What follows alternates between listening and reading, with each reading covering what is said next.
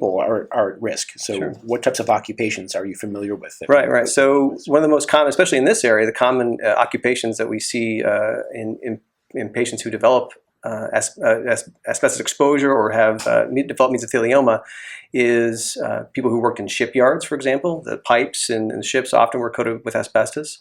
In the steel industry, that's a common exposure with asbestos. Again, construction, working in a garage, brakes, those are all areas where common exposures to asbestos occur.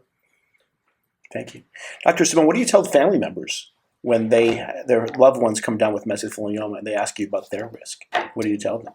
So that's a great question, one we unfortunately get every day, and that there's a lot of concern. There's not a great screening test, and we'll probably talk a little bit more about screening for this disease, but it is a disease that's related to exposure from asbestos. So if you don't have a direct exposure, the risk is much less, but there is potentially a risk of shared occupational exposure. So for instance, if somebody worked in a shipyard and bring their clothes home, and then somebody's washing that person's clothes or otherwise breathing in potential aerosolized particles and asbestos, they may be at risk as well.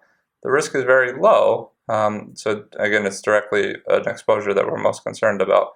So this time, there's no real guidelines as far as imaging of what to do for other family members, and we really address the patient, but also have genetic counseling if we need to with select patients. That's actually an important point, is the latency period.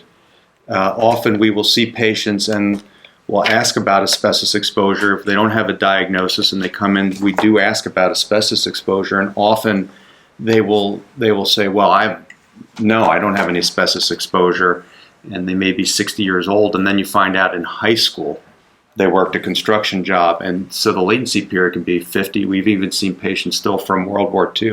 A lot of servicemen are exposed to asbestos. It's such a great insulator, so easy to work with. It was on the ships, and so that latency period. So when we ask people about asbestos exposure, they'll go, well, I had a summer job, but I mean, people think you have the problem. It should have been temporally related much closer, but it's often not the case.